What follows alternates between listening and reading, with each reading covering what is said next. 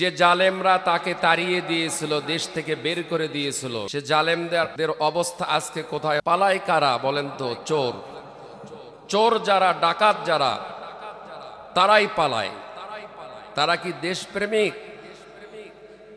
খুব বক্তব্য দিত যে আমরা দেশপ্রেমিক, আমরা দেশের জন্য উন্নয়ন করেছি। এত উন্নয়ন তো আবার দেশ ছাড়ে পালিয়ে চলে গেলে কেন? কথা বলেন ঠিক কিনা? সম্মানিত উপস্থিতি, মিজানুর রহমান আজাহারি বীরের বেশে দেশে এসেছেন, আছেন, থাকবেন ইনশাআল্লাহ।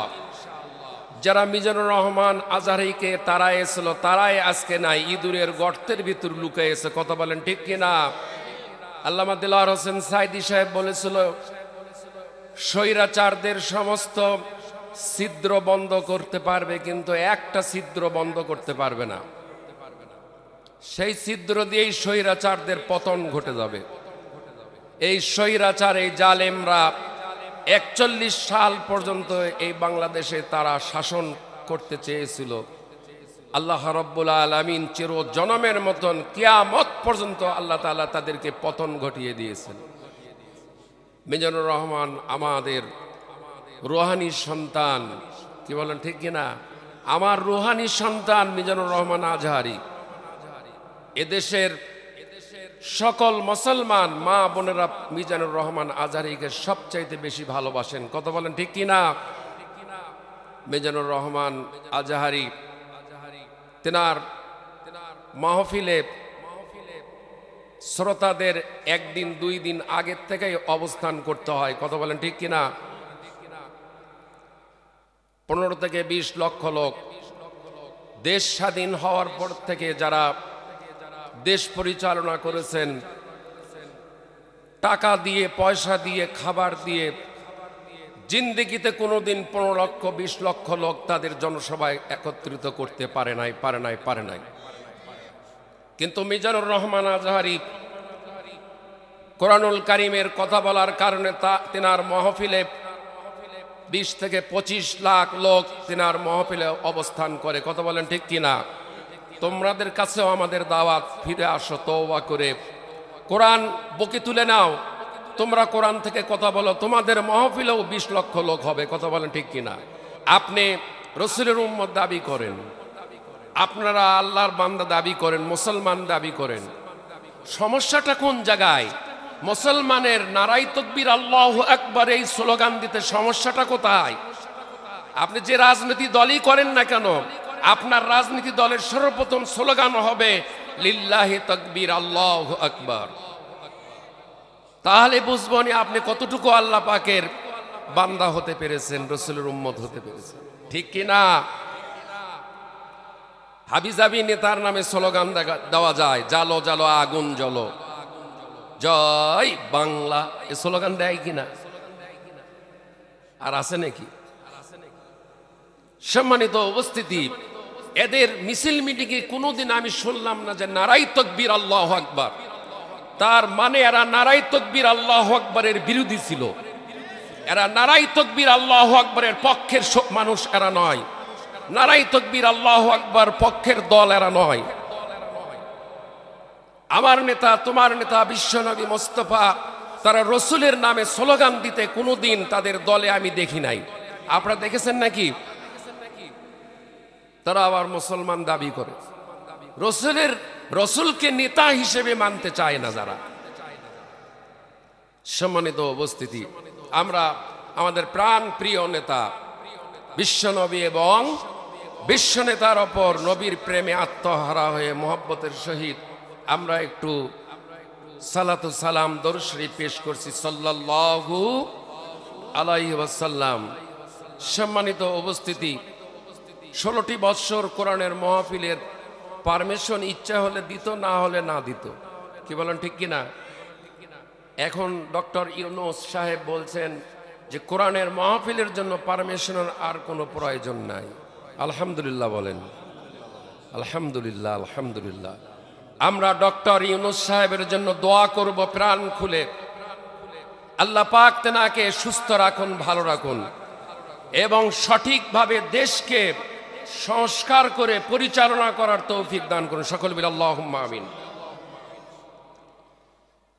সম্মানিত উপস্থিতি, আমরা এই মুহূর্তে দোয়া করব সেই সমস্ত তরুণ, বালক, যুবক, আমাদের সন্তান যারা জালেমের পতন ঘটিয়ে দিয়ে বুকের তাজা রক্ত ঢেলে দিয়ে গুলির সামনে নিজেদের জীবনগুলি উৎসর্গ করে দিয়ে জীবনের মায়া করে নাই, সন্তানের মায়া করে নাই, বাবা মার মায়া, তাদের দুনিয়ার মহাব্বত তাদের ছিল না, তাদের একটি মাত্র মহাব্বত ছিল আল্লাহ এবং রসুলের। কথা বলেন ঠিক কিনা? তারা জীবন দিয়ে তবুও জালেমের পতন ঘটিয়ে দিয়ে এদেশের মানুষকে সুখে শান্তিতে বসবাস করার জন্য দ্বিতীয়বার আবার দেশকে তারা স্বাধীন করে আজকে কবরে তারা ঘুমিয়ে রয়েছে। আমরা কি তাদের জন্য দোয়া করব না? আমরা দোয়া করি, তাদের মাগফিরাত কামনা করছি। শহীদ হলেন সর্বপ্রথম আবু সাইদ, শহীদ হলেন মুগ্ধ, শহীদ হলেন অনেক আমাদের মেয়েরা। কি বলেন ঠিক কিনা? আল্লাহ পাক তাদের কবরগুলিকে জান্নাতের নূর দিয়ে মুনওয়ার করে দিন। যারা আহত রয়েছেন আল্লাহ পাক তাদেরকে পরিপূর্ণ সুস্থতা দান করুন। সকলে বলি আল্লাহুম্মা আমিন। এখান থেকে প্রমাণিত হয় যে ভবিষ্যতে বাংলাদেশের পার্লামেন্টে, সংসদে আর কোনো জালেমের স্থান, আর কোনো চোর, দুর্নীতিবাজ, আর কোনো স্বৈরাচারের স্থান বাংলার জমিন আর কোনো দিন হবে না, হবে না, হবে না। কথা বলেন ঠিক কিনা? এ দেশের ছাত্র জনতা যত বড় স্বৈরাচার হোক না কেন, যত বড় জালেম শাসক হোক না কেন, তার পতন ঘটিয়ে এদেশের ছাত্র জনতা আবারও ইনশাআল্লাহ প্রস্তুত রয়েছে। কি বলেন ঠিক কিনা? ইনশাআল্লাহ, ইনশাআল্লাহ।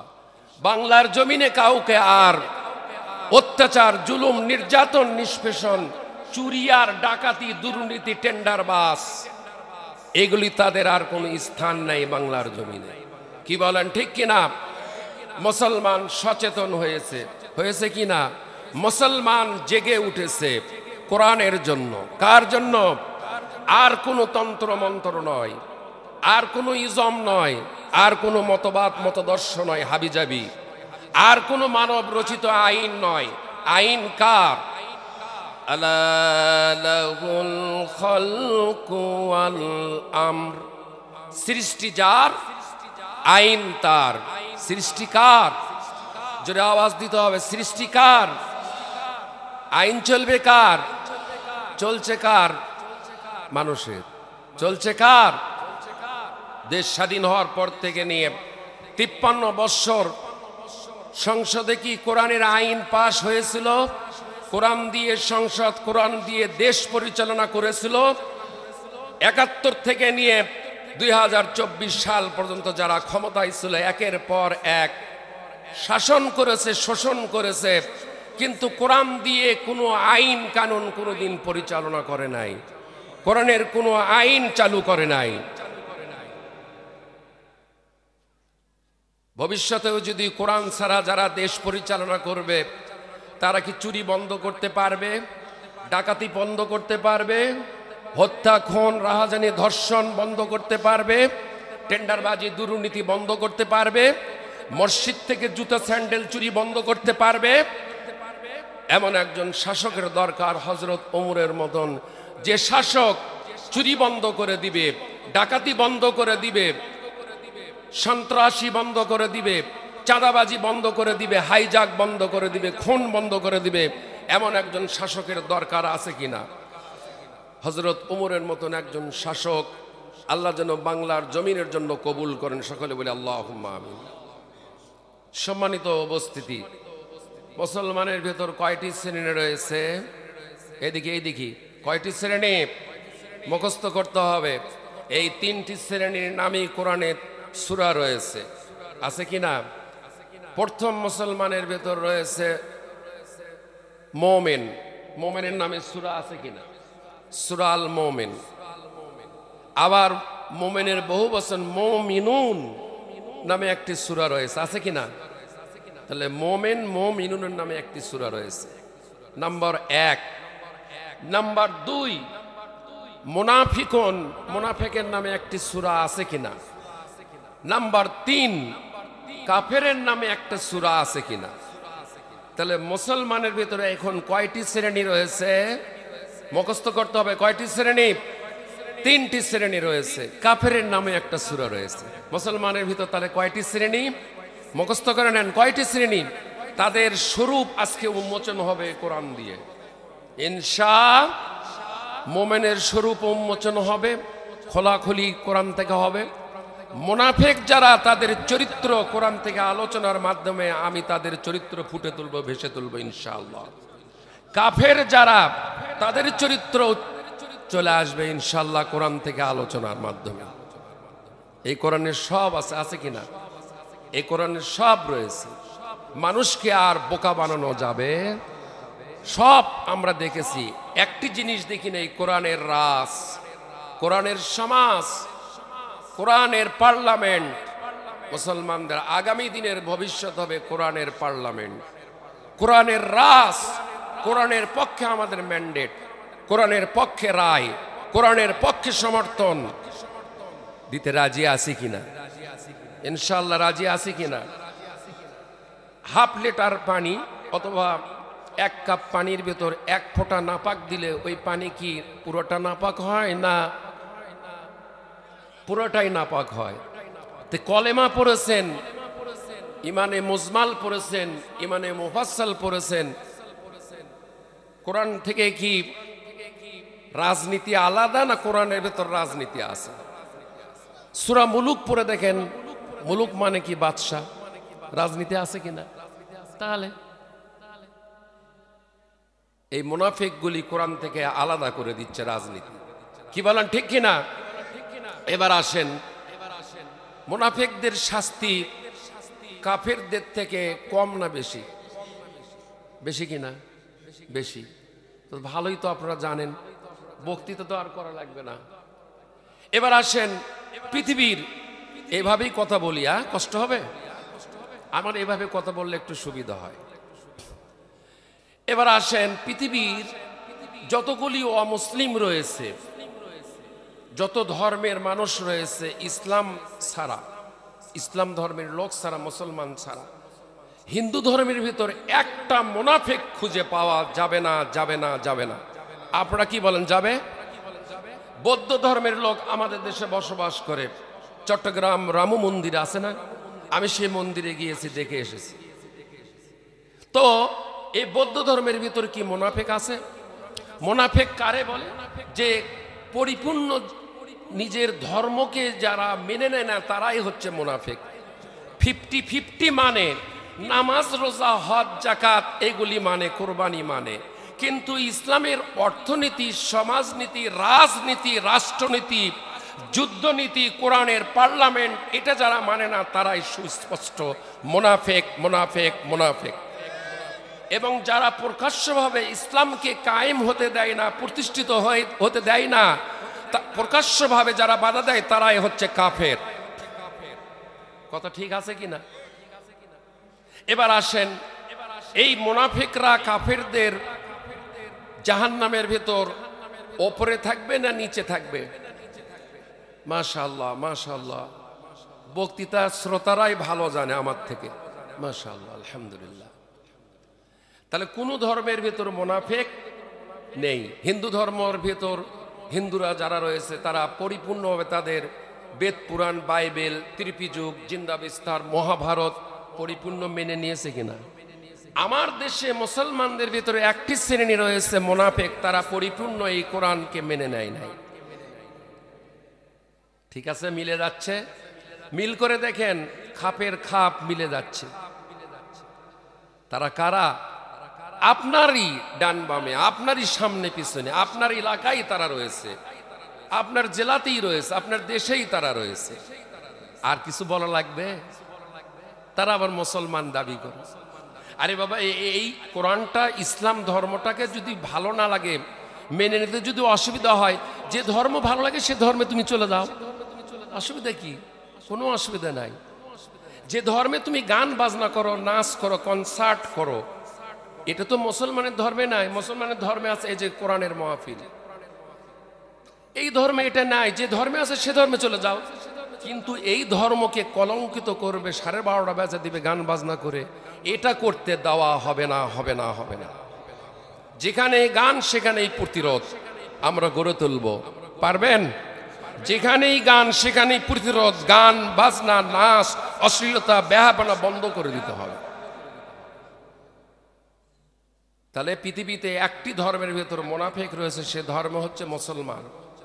আর অন্য কোন ধর্মের ভেতর মুনাফিক নেই। এই মুনাফিকগুলি আবু জাহেলের থেকেও খারাপ। আবু জাহেল তার ধর্মকে মেনে নিয়ে তার ধর্ম সে পালন করছে, ঠিক।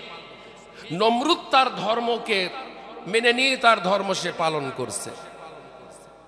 উতবা, সাইবা, মুগীরা, আবু জাহেল, গত কয়েকদিন আগে আবু জাহেলের সেই কূপ দেখে এসেছি।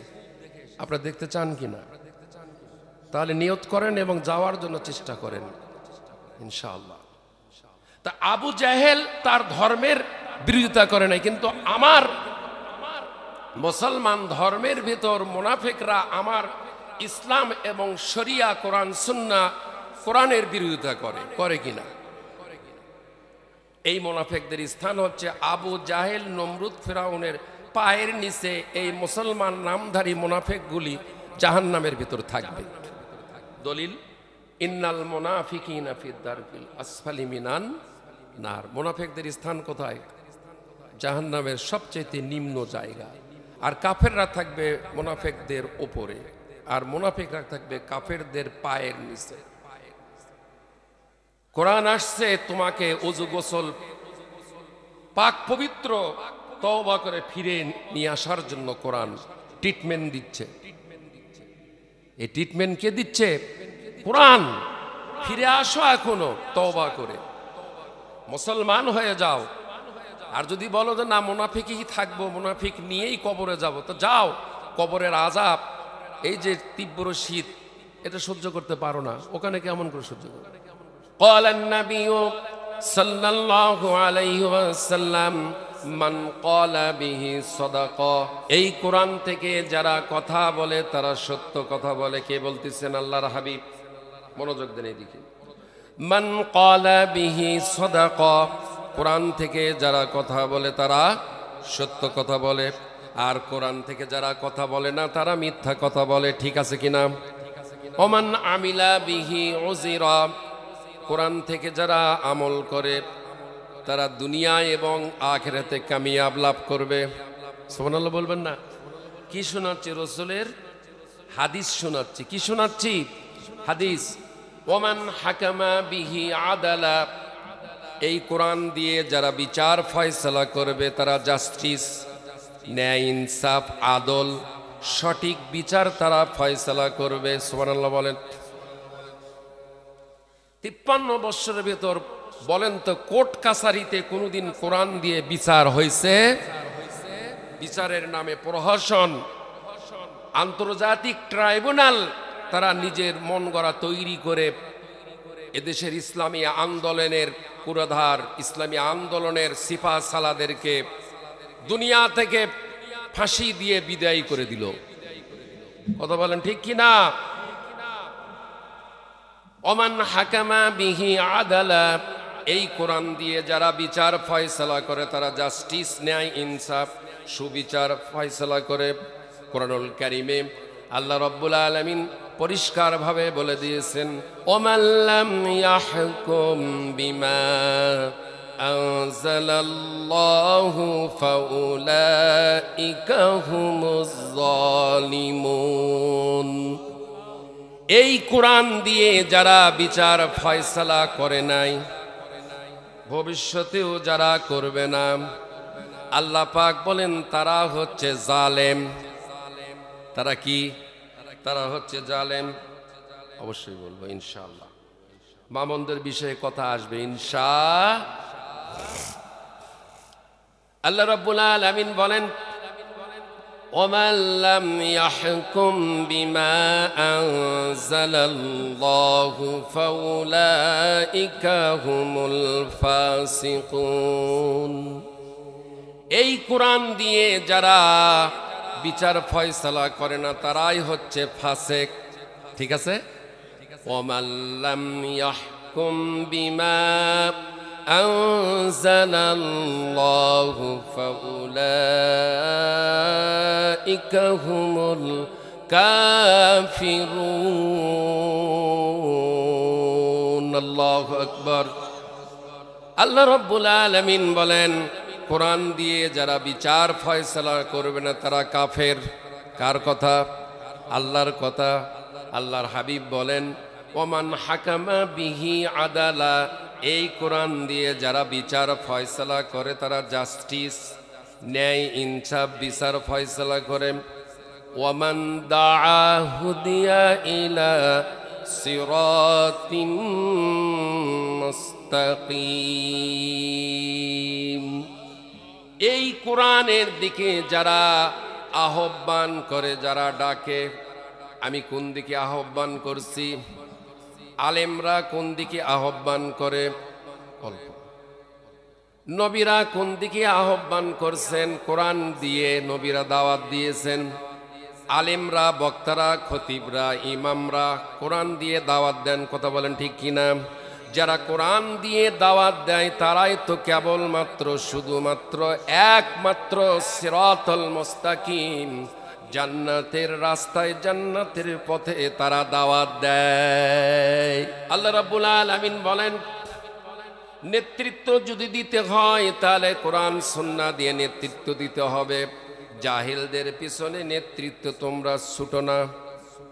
যাদের কাছে কোরআন নাই তারা জাহেল। কথা বলেন ঠিক কিনা? এই আয়াতে কারিমার অর্থ হচ্ছে, অজ্ঞদের পিছনে তোমরা রাস্তা হেঁটো না, অজ্ঞদের পিছনে রাস্তায় তোমরা চলো না। অর্থাৎ কোরআনের জ্ঞান যাদের নাই তারাই হচ্ছে অজ্ঞ, তারাই হচ্ছে মূর্খ, তারাই হচ্ছে জাহেল। আর কোরআনের জ্ঞান যাদের রয়েছে তারাই হচ্ছে জ্ঞানী। কথা বলেন ঠিক কিনা? নেতৃত্ব যদি দিতে হয় তাহলে কোরআনের জ্ঞান অর্জন করতে হবে। কথা বলেন ঠিক কিনা? এজন্য রাসূল করিম সাল্লাল্লাহু আলাইহি সাল্লাম বলেছেন, ওয়ামান দাআ হুদিয়া ইলা সিরাতিম মুস্তাকিম। আল্লাহু আকবার। এবার কোরআনের আয়াত আসেন, সূরা হামিম।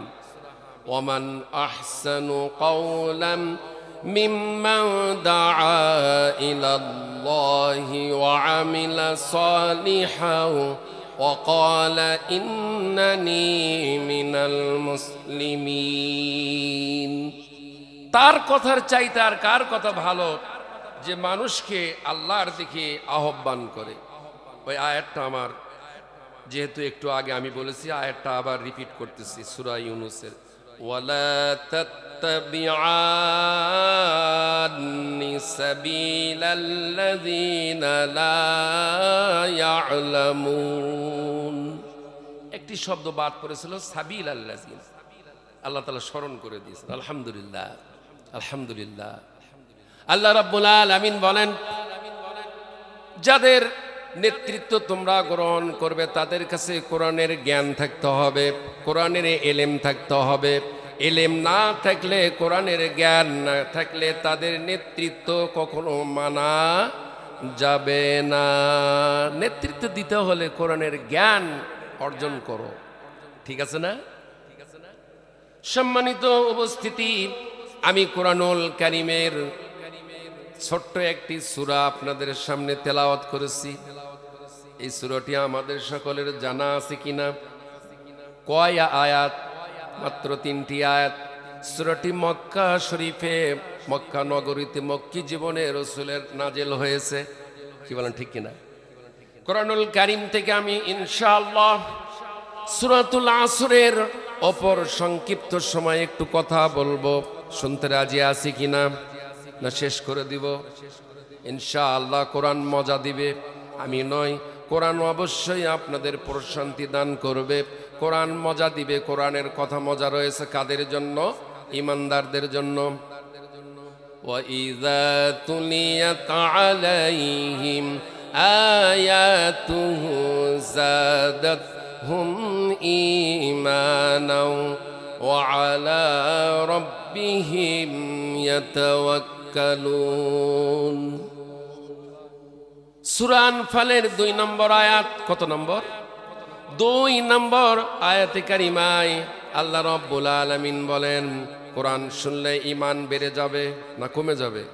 কোরআন শুনলে ঈমান বেড়ে যাবে, কোরআন শুনলে ঈমান জিন্দা হবে, কোরআন শুনলে ঈমান মজবুত হবে। আর এর বিপরীত কি? কোরআন যদি না শোনা হয় ঈমান বাড়বে না কমে যাবে? কমে যাবে। আল্লাহ রাব্বুল আলামিন বলেন, তাহলে আমরা জানতে পারলাম কোরআন থেকে কোরআন শুনলে ঈমান বেড়ে যায়। এবার আসেন রসুলের হাদিস। রসুলের হাদিস, একটি আয়াতে কারিমা বলছিলাম, তার কথার চাইতে কার কথা ভালো, যে মানুষকে আল্লাহর দিকে আহ্বান করে, তাই না? এখানে কথা ছিল না? হাদিস শরীফে এসেছে, আহলুল কোরআন হুম আহলুল্লাহ, যারা কোরআনের আহাল তারা কার আহাল? তারা আল্লাহর আহাল, তারা আল্লাহর পরিবার। কোরআনের আহাল যারা, তারা আল্লাহর আহাল। যারা কোরআনের আহাল হবে দুনিয়ায়, আখিরাতেও তারা আল্লাহর আহাল হবে। আল্লাহর আহাল না হওয়া পর্যন্ত আপনি আমি কখনো জান্নাতে প্রবেশ করতে পারবো না। কত বুঝে আসছে? আহাল কার হতে হবে? কোরআনের। কোরআনের পরিবার হন আল্লাহর পরিবার। ঠিক আছে কি না? এবার আসেন সরাসরি কোরআনুল কারীমের সূরাতুল আসরের আলোচনায় ফিরে আসি। ঠিক আছে না? আমার সঙ্গে আবারও পড়েন, বিসমিল্লাহির রহমানির রহিম।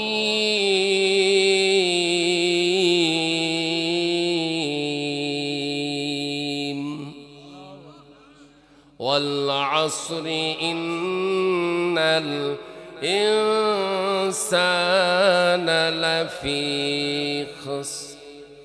আল্লাহ পাক বলেন, ওয়াল আসর, সময়ের কসম আমি খেয়ে বলছি। আমরা কসম খাই, বাবার কসম, মার কসম, দাদার কসম, স্বামীর কসম, মসজিদের কসম, 14 গোষ্ঠীর কসম আমরা খেয়ে বলি। আল্লাহ ছাড়া আর কারো নামে কসম খাওয়া জায়েজ নাই। আল্লাহ কসম খেলেন কেন?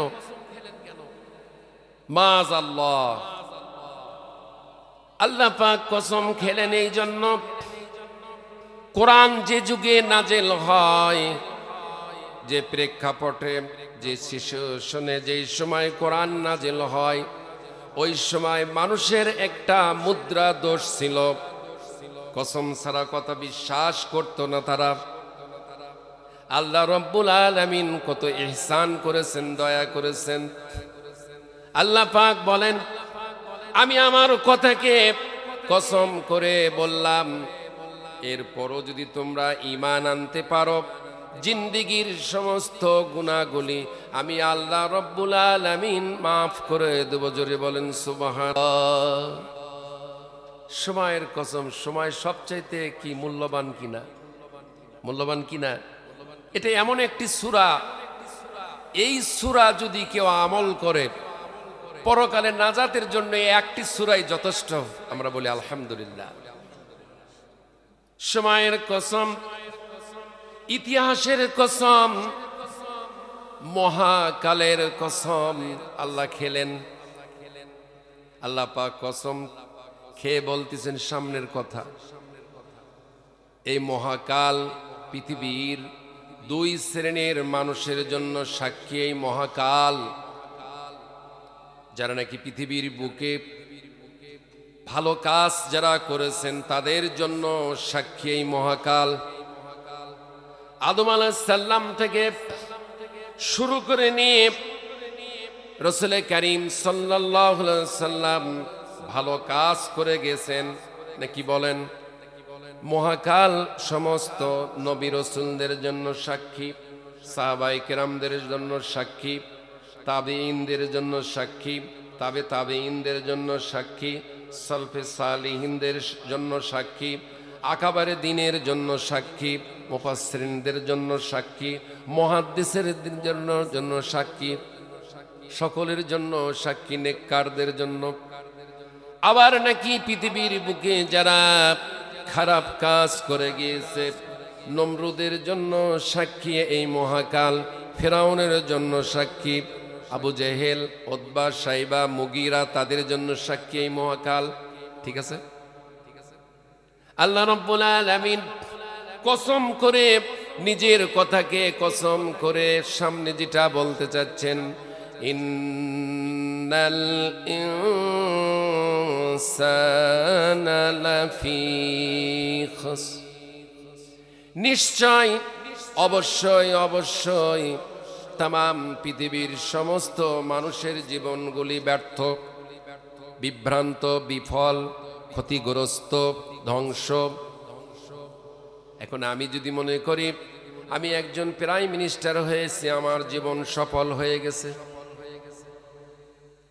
আমি যদি মনে করি আমি একজন এমপি হয়েছি, মন্ত্রী হয়েছি, আমার জীবন সফল হয়ে গেছে। আমি একজন অফিসার হয়েছি, আমি একজন হুজুর হয়েছি, ইমাম হয়েছি, আমার জীবন সফল হয়ে গেছে। আল্লাহ পাক বলেন সফলতা এবং বিফলতা আমি আল্লাহ বলে দিচ্ছি। কে বলে দিচ্ছেন? আল্লাহ পাক বলে দিচ্ছেন চারটি কাজ যারা পৃথিবীতে করেছেন, যারা চারটি কাজ পৃথিবী থেকে করে বিদায় নিয়েছেন তাদের জীবন সফল হয়ে গেছে। আর ভবিষ্যতে যারা চারটা কাজ করবে, কিয়ামত পর্যন্ত যারা চারটি কাজ করবে, আল্লাহ পাক বলেন তাদের জীবন কেবলমাত্র শুধুমাত্র একমাত্র তাদেরই জীবন সফল। আমরা ক্ষতিগ্রস্তর ভেতর রয়েছি। আল্লাহ পাক সান্ত্বনা দিচ্ছেন, ইল্লাল্লাযীনা আমানু, যারা ঈমান এনেছে তাদের জীবন সফল। সুবহানাল্লাহ বলবেন না? এক নম্বর হচ্ছে কি?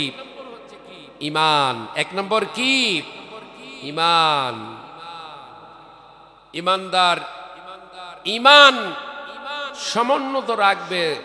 ঈমান জান দিবে, মাল দিবে, জীবন দিবে, কিন্তু ঈমান মুসলমান দিবে না, দেবে না, দেবে না। কত বলেন ঠিক কিনা?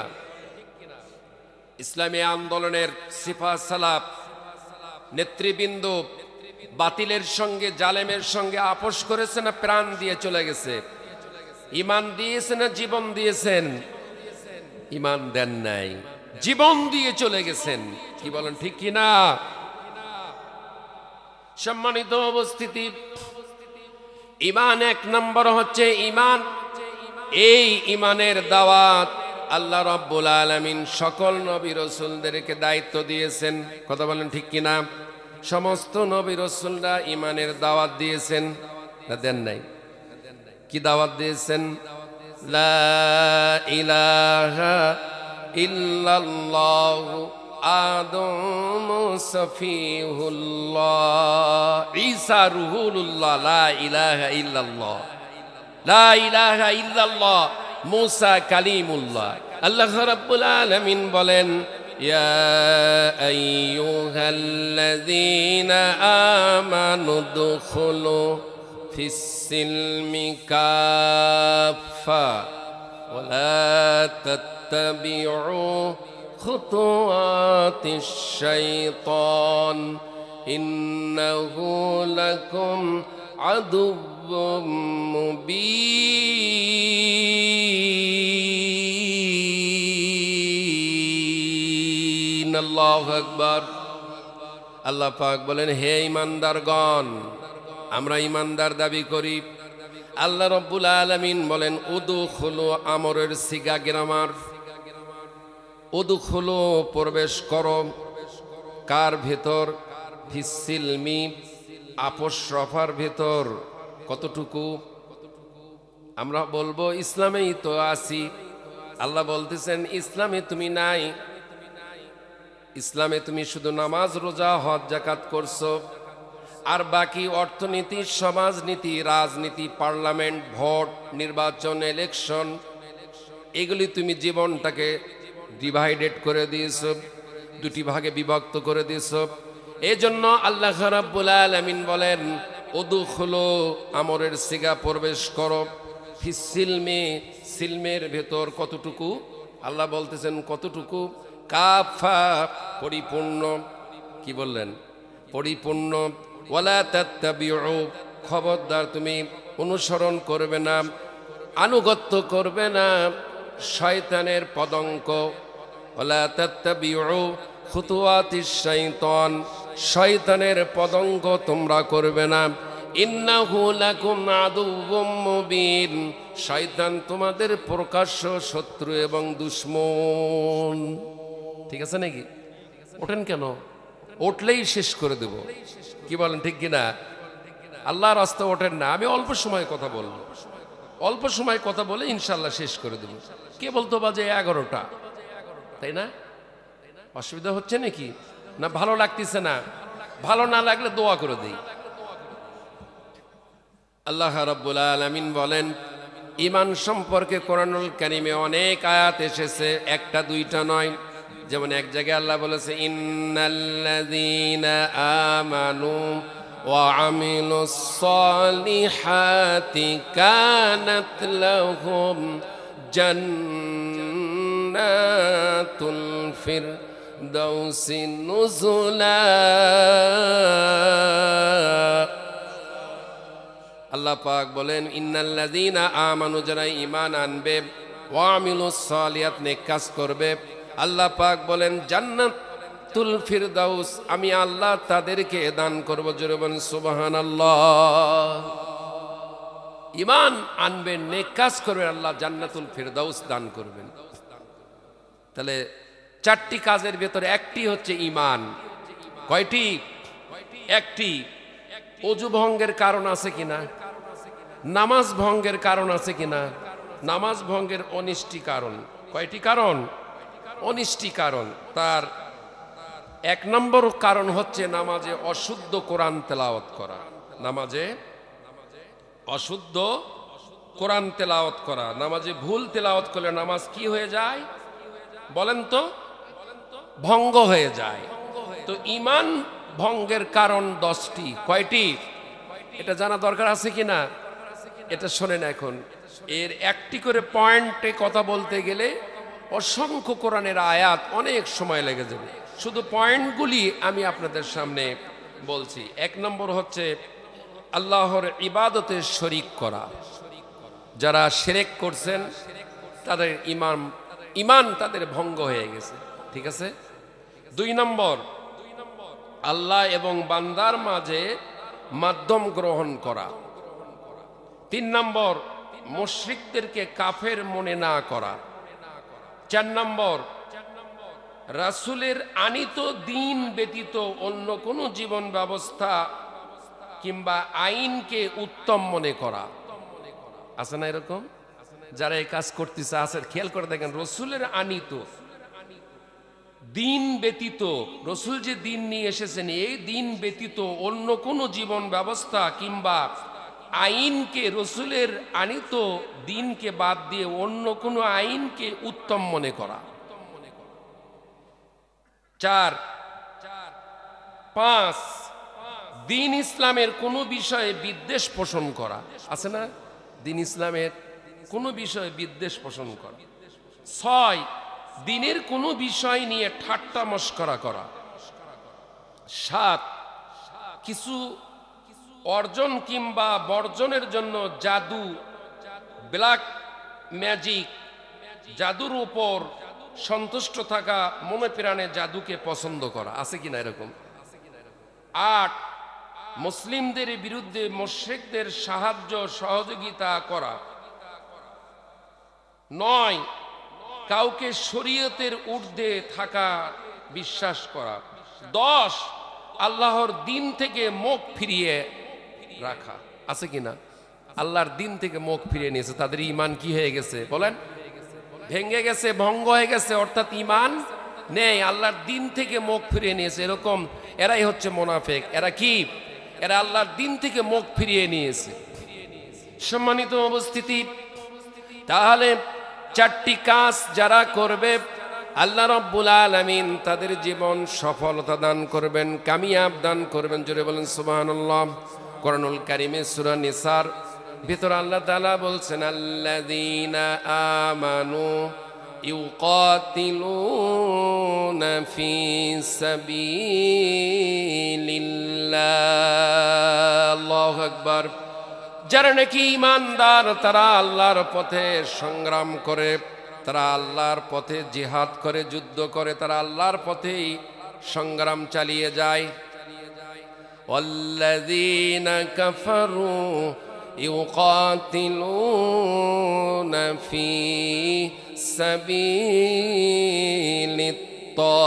الطاغوت আর যারা নাকি কাফের তারা মানব রচিত আইন কানুন তন্ত্র মন্ত্র ইজম মতবাদ মতাদর্শ মানুষের তৈরি করা আইন কানুন প্রতিষ্ঠার জন্য তারা সংগ্রাম করে কথা বলেন ঠিক কিনা ফাকাতিলু আউলিয়া শাইতান অতএব শয়তানদের বিরুদ্ধে তোমরা সংগ্রাম করো ইন্না কাইদা শাইতানি কানা দাঈফা শয়তানের সকল ষড়যন্ত্র চক্রান্ত কি দুর্বল ঈমান সম্পর্কে আল্লাহ পাক অনেক আয়াতে কারিমা নাজিল করেছেন আল্লাহ রাব্বুল আলামিন 2 নম্বর কি আমলে সালেহ 2 নম্বর কি আমলে সালেহ ঈমান আছে কিন্তু আমলে সালেহ নাই এই ঈমানের কোনো দাম নাই 0 + 0 0 + 0 0 + 0 = কি 0 তাই না জিরোর কোনো দাম আছে নাকি ঈমান এনেছেন আপনার কাছে 1 আছে আমলে সালেহ করবেন 1-এর ডান পাশে একটা শূন্য দিলে কত হয়ে যাবে আরেকটি দিলে 100 আরো দেন হাজার হবে লক্ষ হবে কোটি হবে সুবহানাল্লাহ বলেন ঈমান আনবেন নেক আমল করবেন আপনার আমল বাড়তেই থাকবে সুবহানাল্লাহ সুবহানাল্লাহ সুবহানাল্লাহ তাহলে 2 নম্বর হচ্ছে আমলে সালেহ কোরআনুল কারীমে আল্লাহ রাব্বুল আলামিন যেখানেই ঈমানের কথা বলেছেন সেখানেই আমলুস সালেহের কথা বলেছেন একটা ছাড়া একটা চলতে পারে না অঙ্গাঅঙ্গি ভাবে জড়িত তাই আছে না যারা কোরআন পড়েন তারা দেখেননি যেখানে ঈমান সেখানে আমলে সালেহ সম্মানিত উপস্থিতি 3 নম্বর পয়েন্ট কয় নম্বর 3 নম্বর পয়েন্ট ওয়াতাওয়াসাউ বিল হক ওয়াতাওয়াসাউ বিল হক হক হচ্ছে কোরআন হক হচ্ছে কোরআন হক হচ্ছে হাদিস হক হচ্ছে আল্লাহ হক হচ্ছে রাসূল হক হচ্ছে দ্বীন ইসলাম কি সত্য না সম্মানিত উপস্থিতি হককে মেনে নিতে হবে নিজে হকের দাওয়াত দিতে হবে হকের ওপর উদ্বুদ্ধ থাকতে হবে হকের কথা বলতে হবে কি বলেন ঠিক কিনা হকের ওপর থাকতে হবে হকের দাওয়াত দিতে গিয়েই নবী এবং রাসূল না মার খেয়েছেন কথা বলেন ঠিক কিনা এমন কোন একজন নবী আসেন নাই যেনাকে মারা হয় নাই জেলের ভিতর রেখে দেওয়া হয়েছে দেশ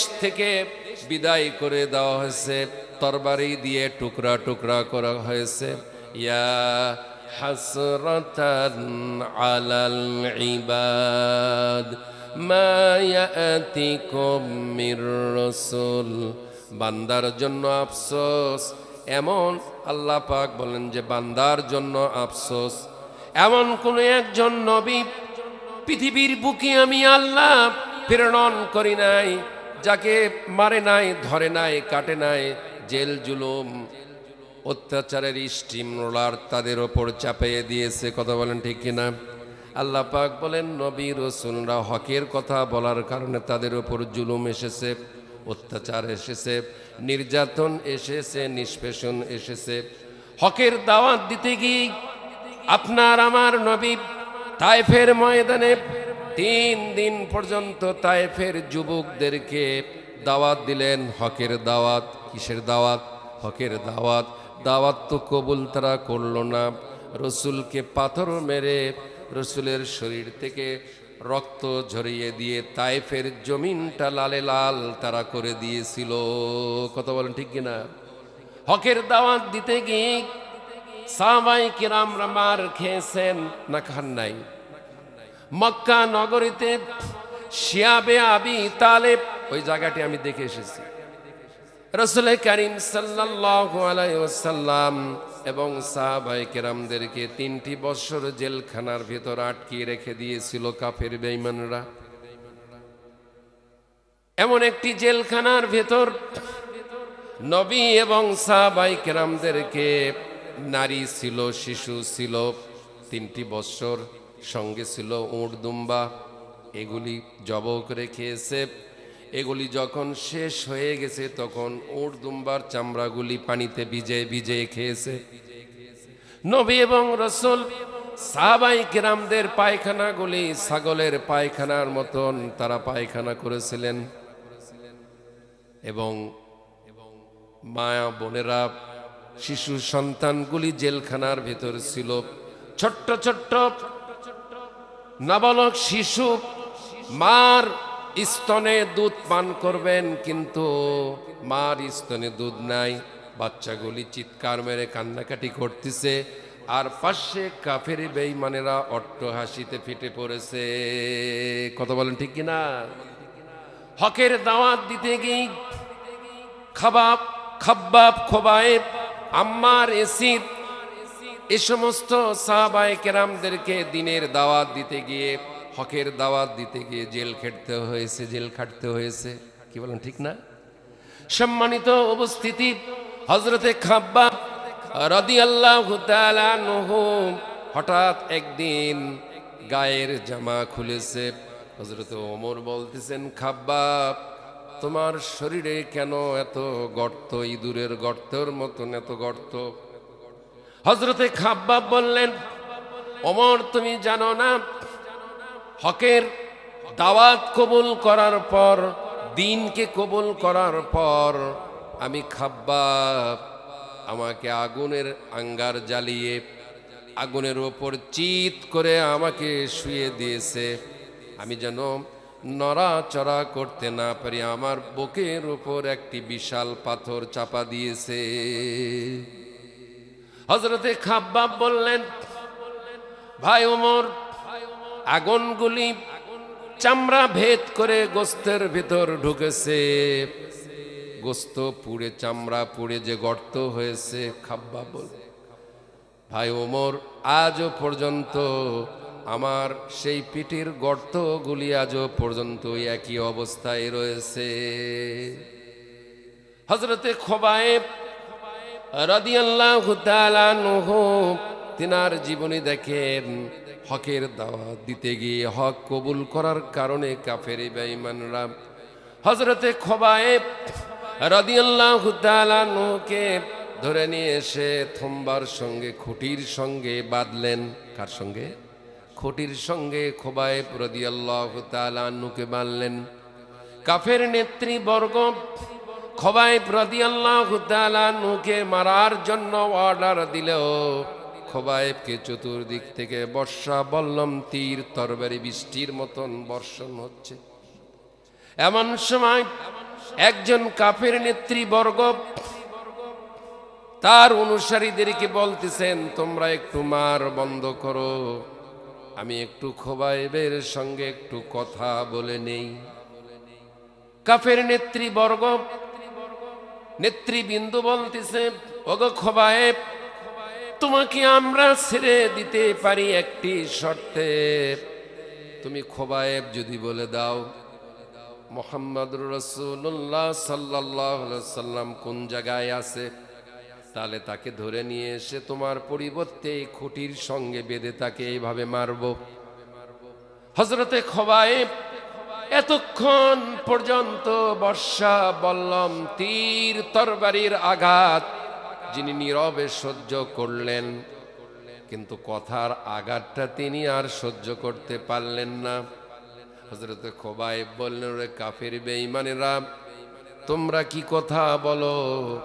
আমি খোবায়েব তোমাদের তীর, তরবারি, বর্ষা, বল্লমের আঘাতগুলি আমি শরীর নিয়ে, আমার শরীরে আমি সহ্য করতেছি, কিন্তু তোমরা যে কথাটা বললা, তোমরা যে কথাটা বলেছো রাসূলকে এই জায়গায় নিয়ে এসে মারবে, আমি খোবায়েব কখনো ঠিক থাকতে পারি না। আমার চোখের সামনে আমার রাসূলকে খুঁটির সঙ্গে বেঁধে তোমরা মারবে। হযরত খোবায়েব বলল, আমার জীবন বের হয়ে যাবে, জীবন চলে যাবে, আমি এক মুহূর্তের জন্য রসুলের সংবাদ, রসুল কোথায় আছে এই সংবাদ আমি তোমাদেরকে দিব না।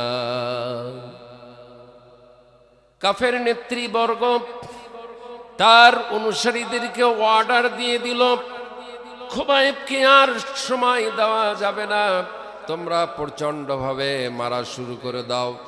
হযরতে খুবাইব রাদিয়াল্লাহু তাআলা আনহু বললেন, ওরে কাফের বেঈমানেরা, আমার জীবন তো এখন বের হয়ে যাবে, একটু 2 রাকাত নামাজ আদায় করার সময় আমাকে দাও।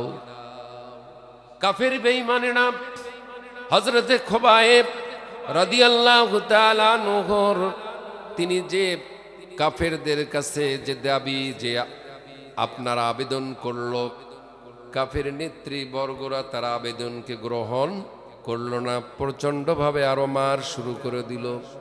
হযরতে খুবাইব রাদিয়াল্লাহু তাআলা আনহুর মাথাটা খানায় কাবার দিকে একটু মস্তকটা ঘুরিয়ে নিয়ে 2 রাকাত নামাজ খুঁটির সঙ্গে আদায় করতেছে। এমনি মুহূর্তে কাফির বেঈমানরা বুঝতে পারল খুবাইবের মাথা যেন কেন ঘুরিয়ে গেল, নামাজ আদায় করতেছে। হযরতে খুবাইবের মাথাটা ঘুরিয়ে দিল। হযরতে খুবাইবের জবান থেকে বের হয়ে গেল কোরআনের আয়াত, ফাআইনামা তুওয়াল্লু ফাসাম্মা ওয়াজহুল্লাহ।